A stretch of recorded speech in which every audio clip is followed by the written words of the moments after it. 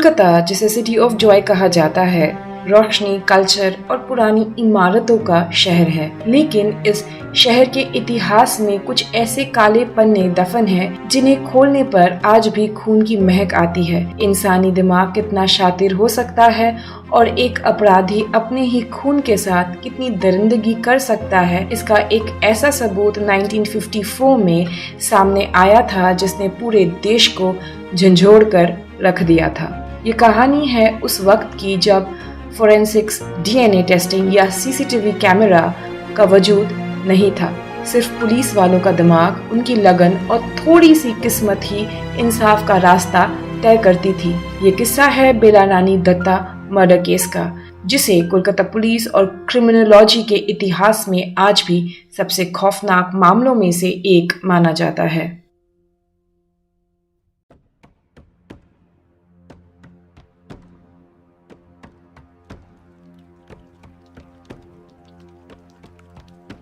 साल था 1954 का। कोलकाता में सर्दी का मौसम था। सुबह की ठंडी हवा चल रही थी और सूरज अभी ठीक से निकला भी नहीं था। कालीघाट रिफ्यूजी मार्केट के आसपास का इलाका अभी नींद की आगोश में था और दुकानें खुलने में वक्त थे। लेकिन सफाई कर्मचारी हमेशा की तरह भीड़ आने से पहले अपना काम शुरू कर चुके थे। कालीघाट पार्क के पास झाड़ू लगाते हुए एक सफाई कर्मचारी की नजर एक अजीब से पैकेट पर पड़ी। वो पैकेट एक मशहूर बंगाली अखबार जुगांतर में लपेटा हुआ था। उसने सोचा किसी ने कचरा फेंका होगा, लेकिन उस पैकेट से एक अजीब सी बदबू आ रही थी और थोड़ा खून रिस रहा था। जब उसने कांपते हुए हाथों से उस अखबार को खोला तो उसके पैरों तले जमीन खिसक गई। उसके गले से एक भयानक चीख निकली, जिसे सुनकर आसपास के कुछ लोग वहां दौड़कर आए।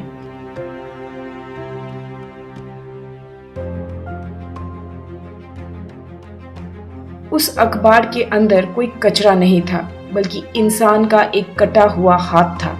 तुरंत कोलकाता पुलिस को खबर की गई। पुलिस की टीम वहां पहुंची और उन्होंने पूरे पार्क और आसपास के इलाके को छान मारना शुरू किया। पुलिस का डर सही साबित हुआ। उस पार्क के अलग अलग कोने से और भी पैकेट्स मिले। सब के सब जुगांतर न्यूज़पेपर में लपेटे हुए थे।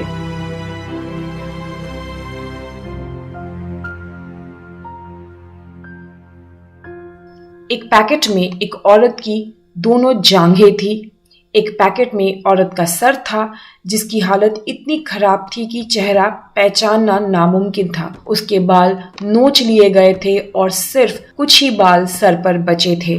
कातिल ने चेहरे की खाल निकाल दी थी और आंखें और कान काट दिए थे ताकि उसकी पहचान ना हो सके। लेकिन सबसे खौफनाक पैकेट वो था जिसमें एक अनबॉर्न बच्चा था, जो अपनी माँ की कोख से कुछ ही दिनों या घंटों में पैदा होने वाला था। कातिल ने औरत के साथ उस मासूम बच्चे को भी बेरहमी से काट कर फेंक दिया था। क्राइम सीन देखकर पुराने और तजुर्बेगार पुलिस ऑफिसर्स की भी पसीने छूट गए।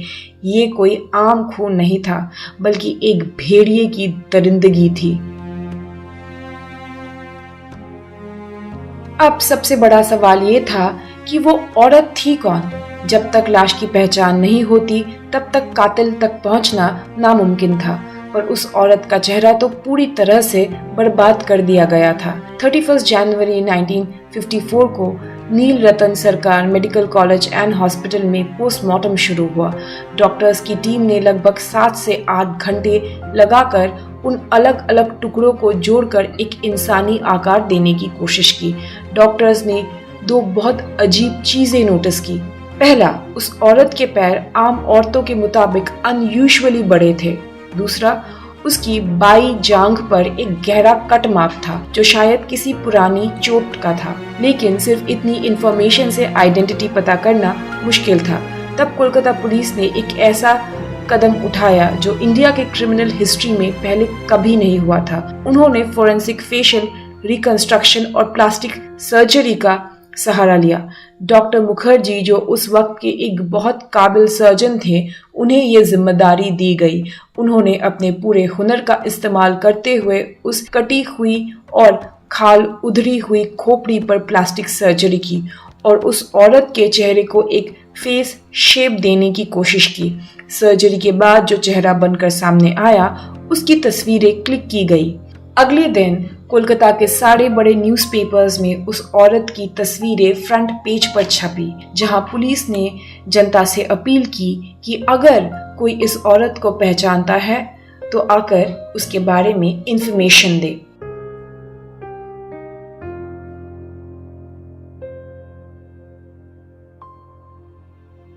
दिन बीते, 1 हफ्ता निकल गया, फिर 2 हफ्ते निकल गए, पर किसी ने भी पुलिस स्टेशन में आकर नहीं बताया कि ये औरत कौन है।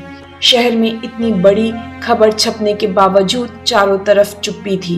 20 दिन बाद जब लाश बुरी तरह सड़ने लगी तो पुलिस को मजबूरन उस औरत की लाश का अंतिम संस्कार करना पड़ा। सबूत के तौर पर सिर्फ उसके बाल और कुछ हड्डियां रख ली गई थी।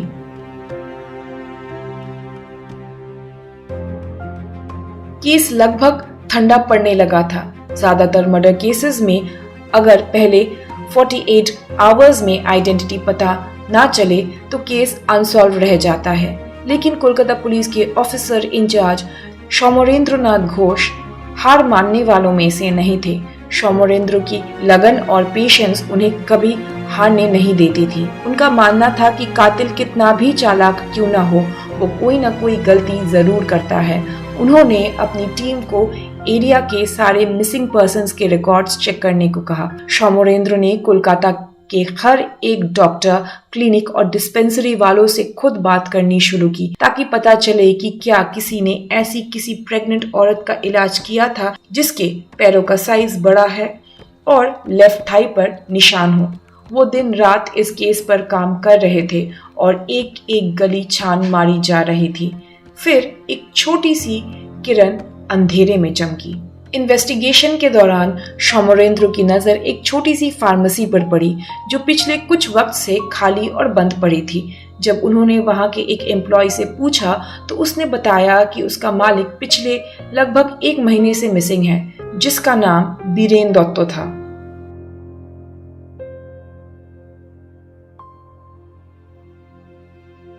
सौमरेंद्र का दिमाग तेजी से चलने लगा। एक औरत का इतना ब्रूटल खून हुआ और ठीक उसी टाइम के आसपास एक आदमी शहर से गायब हो गया। ये कोई इत्तेफाक नहीं लग रहा था। उन्होंने बीरेन दत्तो के बैकग्राउंड के बारे में पता लगाना शुरू किया।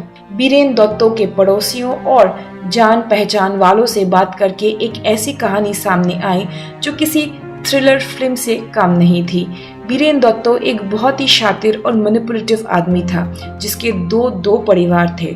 उसकी एक पत्नी का नाम मीरा था, जिसके साथ वो आमतौर पर रहता था, और उसकी दूसरी पत्नी का नाम बेला रानी था, जो एक अलग घर में रहती थी, और बीरेन उसे चुपचाप मिलने जाता था। जब पुलिस ने बेला रानी के दोस्तों और रिश्तेदारों को ढूंढ निकाला और उन्हें पेपर्स में छपी हुई फोटोग्राफ दिखाई, साथ ही बड़े पैर और चोट के निशान का जिक्र किया, तो सब रो पड़े।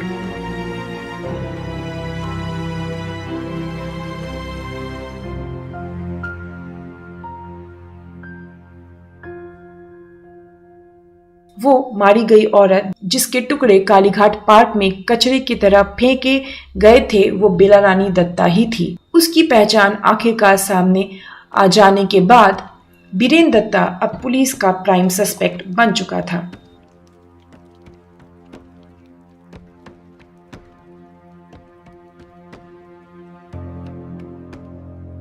पुलिस की इन्वेस्टिगेशन में धीरे धीरे बीरेन दत्तो की दरिंदगी का मकसद सामने आने लगा। बीरेन दत्तो दोनों औरतों को धोखा दे रहा था। बेला रानी को जब धीरे धीरे बीरेन की सच्चाई और उसकी पहली शादी के बारे में पता चलने लगा तो उन दोनों के बीच झगड़ा हो रहा था। बेला रानी बीरेन से अपना हक मांगने लगी थी और डिमांड कर रही थी कि बीरेन उसे अपना नाम दे और ओपनली सोसाइटी में उसकी पत्नी बनाकर रखे।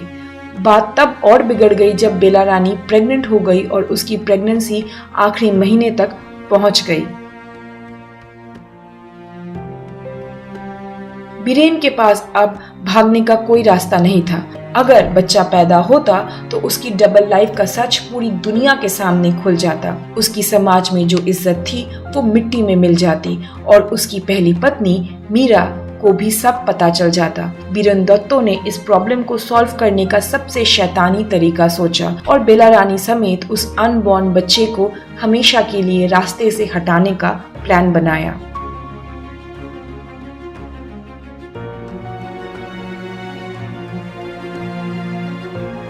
मर्डर की रात बीरेन बेला रानी के घर गया जहां उनके बीच बहस हुई, जिसके बाद बीरेन ने बेला रानी को जान से मार डाला।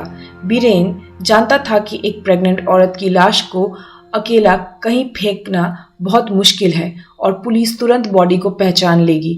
इसलिए उसने एक धारदार हथियार उठाया और अपनी ही पत्नी, जिसकी कोख में उसका अपना बच्चा था, उसके टुकड़े करना शुरू कर दिया। उसने फीटस को पेट से निकालकर काट दिया, सर की खाल और आंखें निकाल दी और इन सारे टुकड़ों को उस वक्त के जुगांतर न्यूज़पेपर में रैप करके अलग अलग पैकेट्स बनाकर अंधेरे में कालीघाट पार्क में फेंक आया।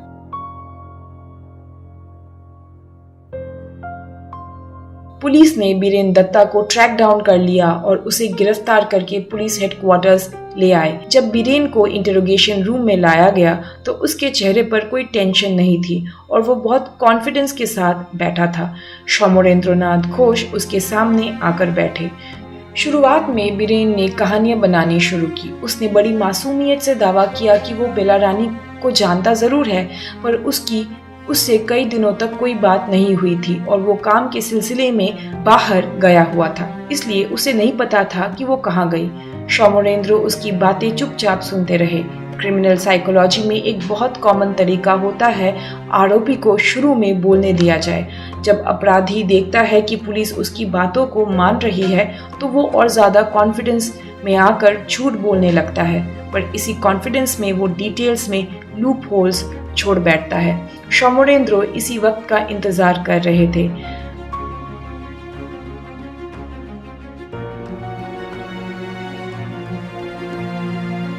घंटों तक बीरेन अपनी सफाई देता रहा।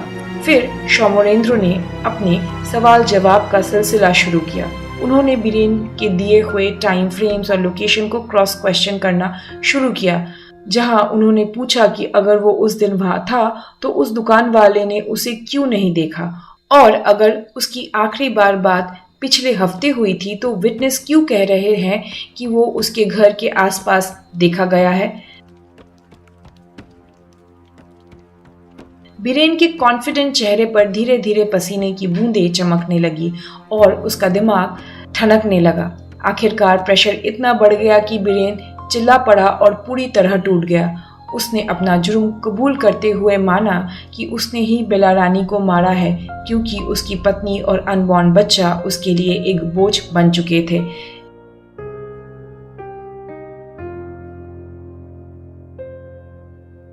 बीरेन दत्ता का कबूलनामा, फॉरेंसिक एविडेंस, डॉक्टर की रिपोर्ट और विटनेस की गवाही, ये सब एक मजबूत कड़ी बन चुके थे। कोर्ट में बीरेन का ट्रायल शुरू हुआ। डिफेंस लॉयर्स ने उसे बचाने की हर कोशिश की, लेकिन क्राइम की ब्रुटैलिटी इतनी थी कि सोसाइटी और जज किसी के दिल में उस दरिंदे के लिए कोई तरस नहीं था। एक अनबॉर्न बच्चे का खून और अपनी पत्नी के सर की खाल निकाल लेना जैसा जुर्म माफी के लायक नहीं था। जज ने बीरेन दत्ता को दोषी करार दिया और उसे डेथ बाय हैंगिंग की सजा सुनाई गई। कुछ वक्त बाद उस खूनी को जेल में फांसी के फंदे पर लटका दिया गया, जहां उसकी डबल लाइफ और उसका शैतानी दिमाग हमेशा के लिए खत्म हो गया।